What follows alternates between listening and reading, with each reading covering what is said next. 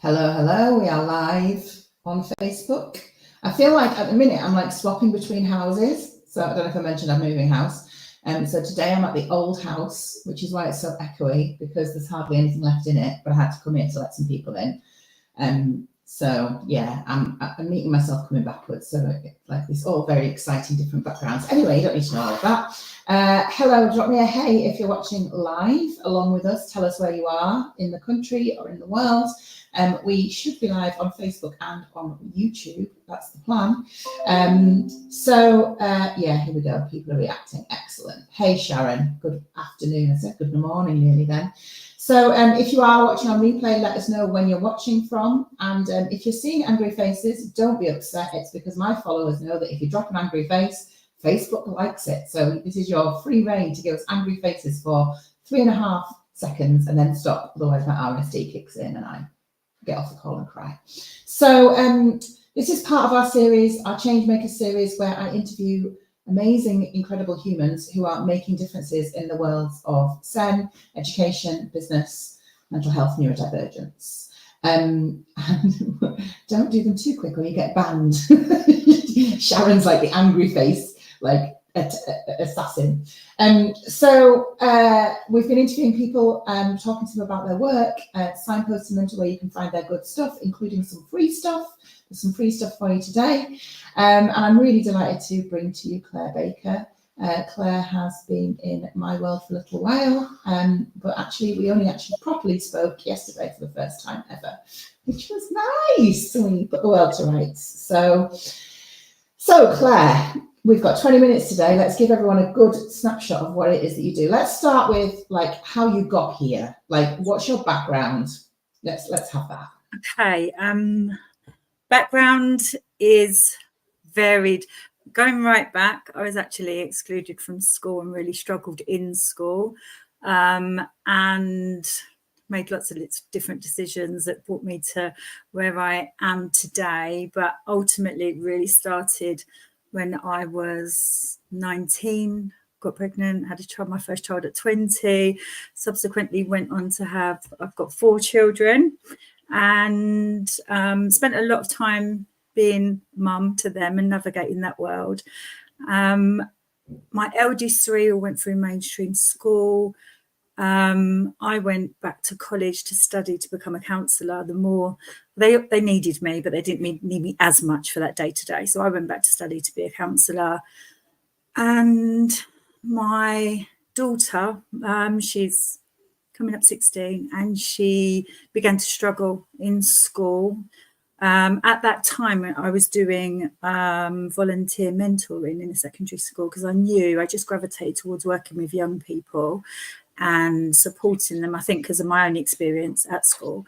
And then COVID happened. And during COVID, my daughter flourished. She got up, she was working, she was happy, she was settled.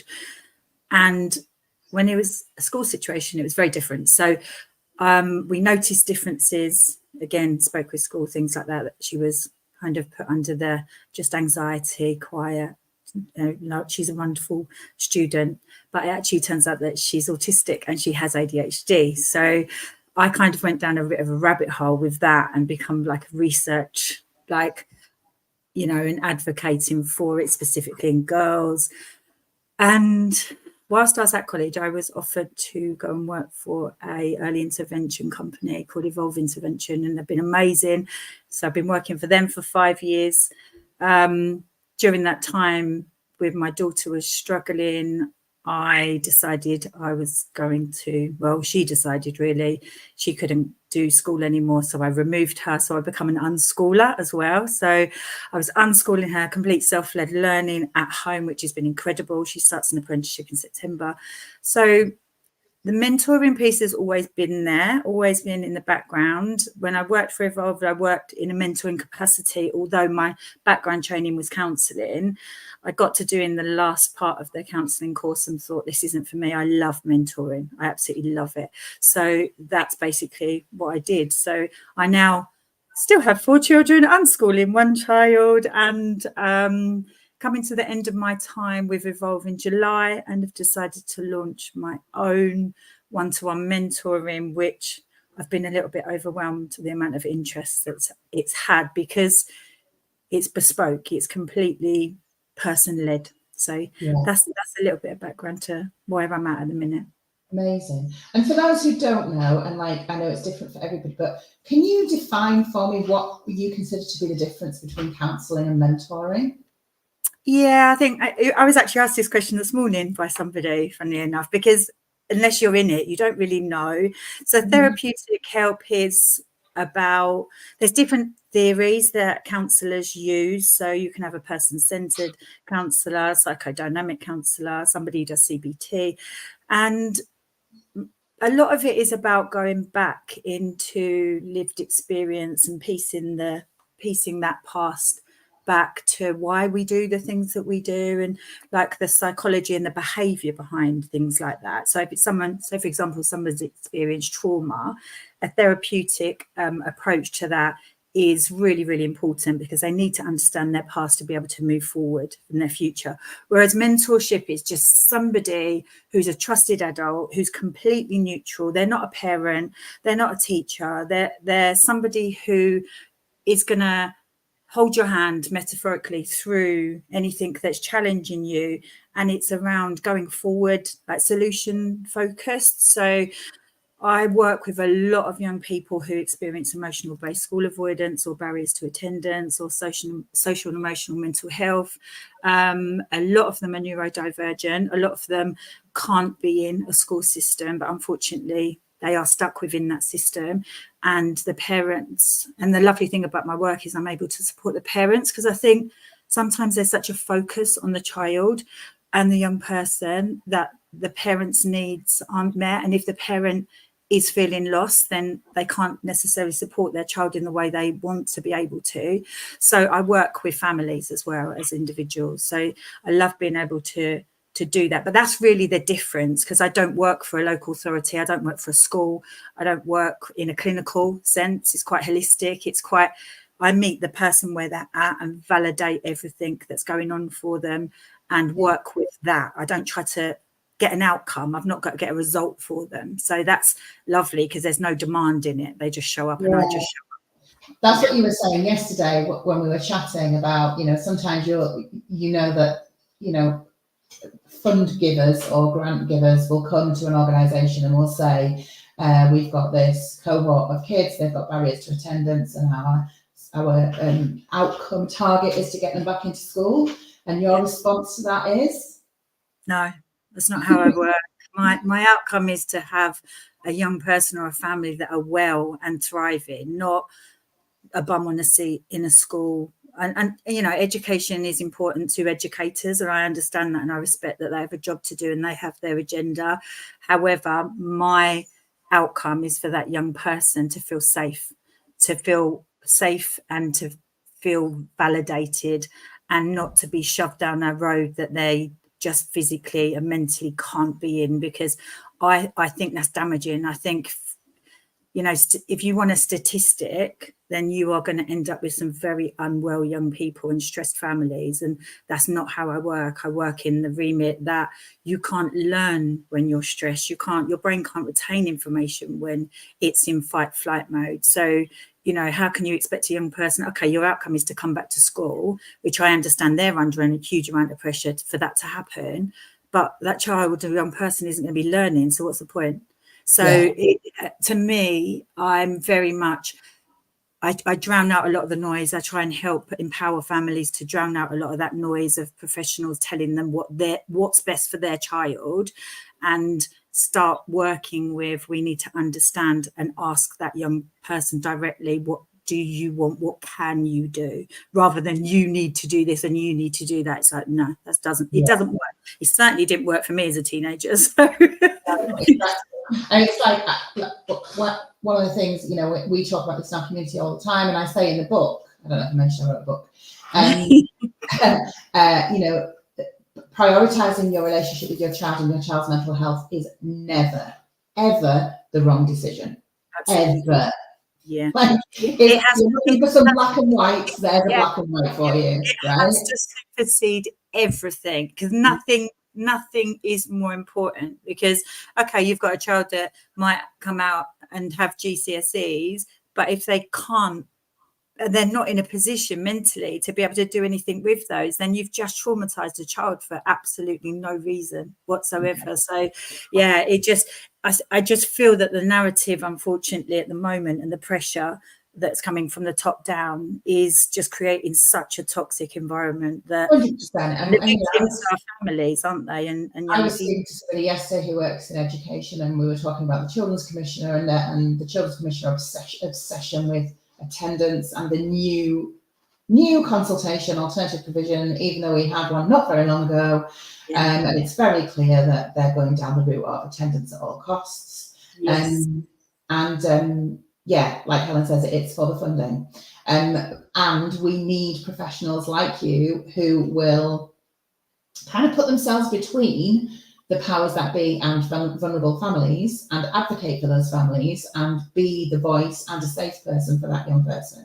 So I think when we spoke yesterday, one of the things that I got from you loud and clear was that you have this beautiful kind of fusion of personal lived experience, both for yourself as a young person who struggled in school, and for as a parent who has had 4 children, all of whom have had different challenges, and you've unschooled, and you've advocated for other families, and you're mentoring young people. Like, that is a heady mix of skills.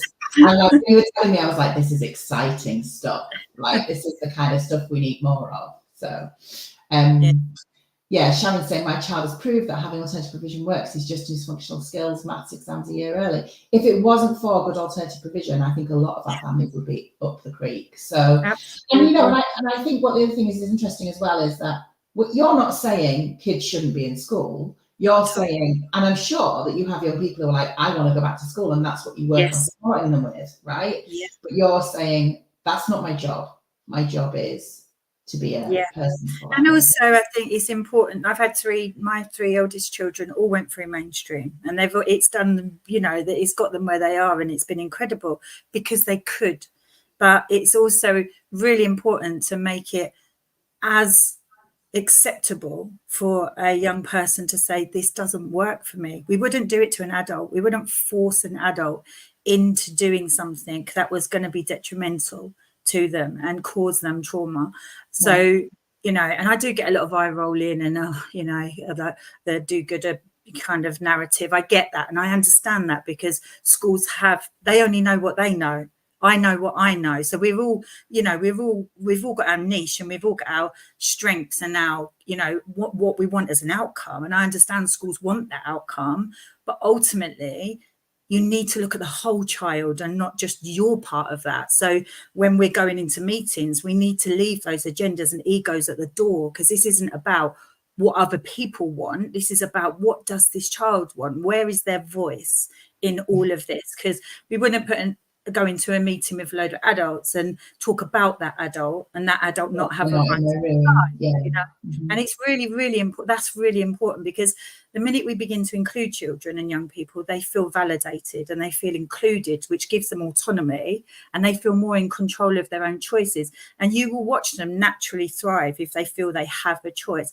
With my daughter, with the unschooling, I allowed her that choice. And equally, I said to her, you could go back to school anytime you want to, if that's what you want. And, subsequently, she didn't want to, but her mental health was so much better. She's a completely different young person. And I understand that not every single person can be as privileged as I was, because I worked from home, to be able to do that. But they should have a choice. And unfortunately, we're in a system where we don't have much choices at the moment. It's getting better. I'm hearing more and more kind of in my circles about alternate provisions, and parents are incredible. Parents are just taking it into their own hands and setting up their own provisions. And I think that is amazing, because education is lifelong. It doesn't have to be, you stop education, you start at 5 and you stop at 18. And then you just go and work, and then you retire and die. It shouldn't be like that. Education, you should be able to choose what you do and what you love whenever you want to do it. It shouldn't have to be done by 16. But, we are where we are in that kind of world. But I honestly rant about it forever. The world needs more ranters. Bring on the rants. Yeah. Well, let's talk about because you're in a period of transition for yourself right now. You're the organisation that you've been part of for 5 years is wrapping up because of personal things for the people at the top, and you're setting up on your own. So what are you working on at the moment? What have you got happening? What have you got planned? So Restless Minds UK's offer is I do one-to-one mentoring. It's all online. It's all bespoke at the needs of the family. So I do an intro, find out about their background, see if they think that I'm the right person for them. And then if we are, then they choose as and when, like how many sessions they want to have, how frequent. And then we just do the session. So that's the one-to-one part.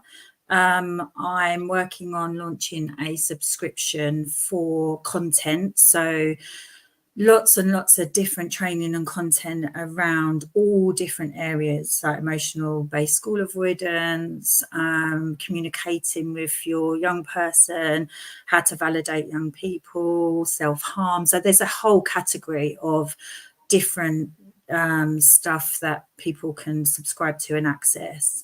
I've got a free ebook at the moment that I'm giving away, basically, which is about emotional based school avoidance and about putting your child first and trying to drown out some of that noise of the professionals trying to get your child back to school. And I signpost a lot to services such as, like, that's how I come across you, from signposting some of my families to you, because not everybody knows about their rights and their child's rights. And I think, the minute you begin to talk to parents and empower them and say, your child has rights, you are protected, and there are other ways that you can look at education, then I think you can visibly see that fear kind of just, it doesn't go away completely, obviously, because, we're always worried about our kids, but you can see it melt away a little bit, because they realise that what the teachers and the schools and things might have been saying to them isn't necessarily just the only thing. They can look beyond that as well. So that's what I do. I signpost. I've got my Facebook group as well. I've got a page, but I've set up a group as well. So I've got a Facebook page, and I've also got an unschooling page. So yeah, I'm unschooling my daughter, and just being busy.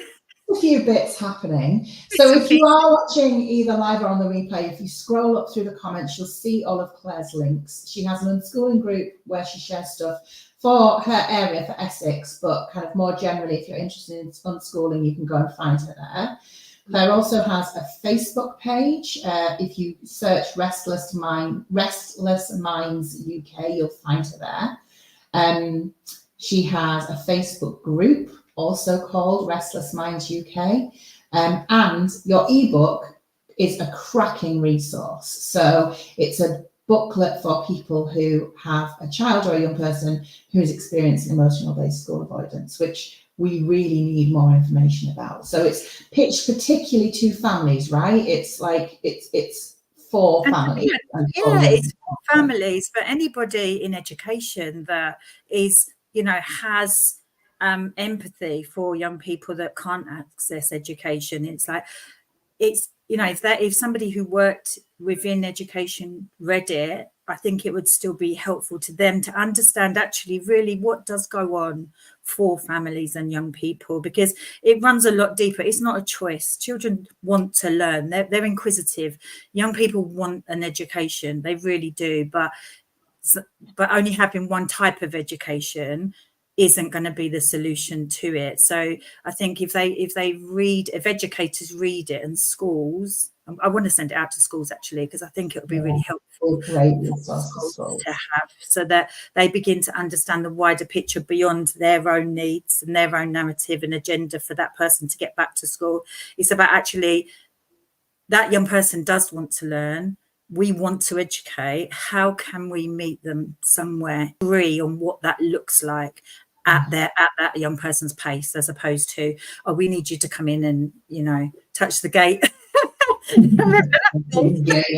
That freaking gate. I think one of the things that, so it's bridging that gap really. I think it's like Gemma's saying, I've been asking for a mentor for our family as our younger is EBSA, and no one else knows what else to try. You kind of bridge that gap, right, between we've recognized what's going on for this young person. We know that they have barriers to attendance based on, you know, their mental health. That might be other things, but I know that that's the thing you're really passionate about. You're kind of really kind of like your passion project is supporting young people who experience school-based anxiety and mental health challenges. But we don't know who to speak to, and we can't get an appointment with CAMS because either we can't get a referral or we're waiting 18 months to be seen. And your work is the bridge for that, right? It is, and I think, and that was a big driver in it, Heidi. It was very much around every family that I work with they were so lost. Right? When I was obviously from working at Evolve, we got a big exposure because we did a COVID project, and it was so many young people couldn't return to school after. It's like 1 minute we're told to just, the world's scary, everyone shut down, lock away. And then, oh, no, you've got to go back now. And it's like, literally telling kids, we're all going to die, stay in your house. And then come back to school now. Yeah, it's been so traumatic. And a lot of young people haven't returned to school. And I absolutely understand why, because it was scary enough as an adult. So, you know, to think of a child cognitively isn't developed fully till they're 25 years old, you know, so to ask that of them, and for them to miss out on all that education, because let's be honest, that, okay, we were doing online working, but without the teaching staff and without being able to ask a question all the time, it was learning, but it wasn't learning at the same level as it would have been within a classroom environment. So that was kind of my driver, because I was so fed up of, I was making referrals to CAMS and they were like, no, you know, there's basically what it was is they're not in a bad enough state to access our services because they're so overwhelmed and they're so understaffed and they're so busy. And, you know, we should have access to these services, but realistically, let's be honest, with budgets and staffing, we haven't got this access, you know. So I was like, you know, very much as a company, we were like, well, we can't leave these families with nothing. So we did mentoring to bridge the gap between that and a therapeutic service. So if I'm working with a young person, for example, who needs to see a counsellor, who needs a therapeutic intervention, who it's quite complex, their mental health is complex, or they have a diagnosis of like, I say, for example, like a personality disorder or something like that, it's beyond our remit. It's beyond my remit. I wouldn't work with them as a counsellor, but I can hold space for that family whilst they're waiting. And even little things like that really help before they can access the service they need.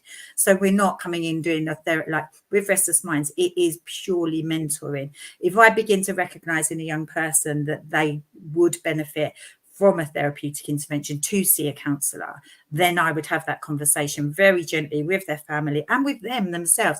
And if they then say, Claire, I don't want to see a counsellor, then we would carry on. But I would make sure that they had that option and they knew that. And then obviously if things escalated, then we'd have to refer them on to like places such as CAMS. But we're all up against those waiting lists, and families need help at the point that they need it, not 18 months down the line, 6 months down the line. And they don't need the first offer, especially neurodivergent children and young people. They don't need an offer of group therapy. It's hard to be vulnerable. It's so hard to be vulnerable and to let your guard down. And especially if you've got like barriers to communication, you know, you are not going to want to sit in a group and bare your soul to people. No. And even beyond that, just the idea that, I mean, like lots of CAMS services, because of the way that they're stretched, if you can't actually attend clinic, you can't get in. There's no remote working, there's no online option, there's no take it gentle, keep your camera off, you don't have to speak to me for a couple of weeks if you don't want to. There's none of that. No. It's like, come and be in clinic on this day in this group setting with these dozen other young people that you've never met, and talk about the things that you'll find really hard to even feel, let alone articulate. I mean, talk about setting them up for failure. So we need more of what you're doing. I'm so pleased you're doing it. I know that people will want to find you, and I will make sure that people can come and find you. I also know, and I won't talk like right now about your pricing, but I do know that your pricing is extremely accessible, to the point that I told you yesterday you need to put the prices up. So get in now before Claire takes my advice. But Claire does also have a tiered pricing structure in place, so that if families are paying, it's more affordable than if the LA are paying, on the basis that we rob Peter to pay Paul. We have the people who have the money paying for the things they can pay for, so that we can offer accessible services to families who are most in need. So I'm so grateful for the work that you do, Claire. I can't wait to see what you do next.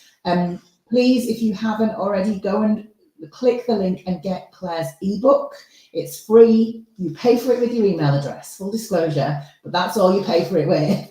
And you are going to want to see what Restless Minds have got coming up, because I know from our conversation yesterday, when you were telling me about some of the trainings that you've already got written that are ready just to roll out, and I was like, oh my God, we need these in our community. So yeah, big love to you. I'm so excited to see what you do next.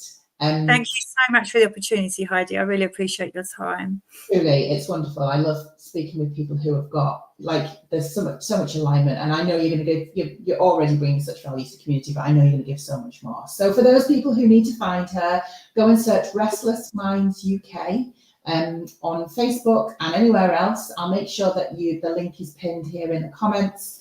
I'll pop it in the Marble Run group as well if you're in the Marble Run. If you're stuck and you're watching this, you're like, I don't know where it is, send me an email, hello@eotasmatters.co.uk. Say, I need to get in touch with Clare Baker, and we will make sure you get Claire's details. Thanks for joining us, everyone. Stay with me, Claire. I'll say goodbye to you when we've left the live. But for now, everyone, thanks for joining us. Do share the shizzle out of this video, and let's get the word out about the incredible work that Claire is doing. Thank you. See you all later. Bye. Yeah, bye.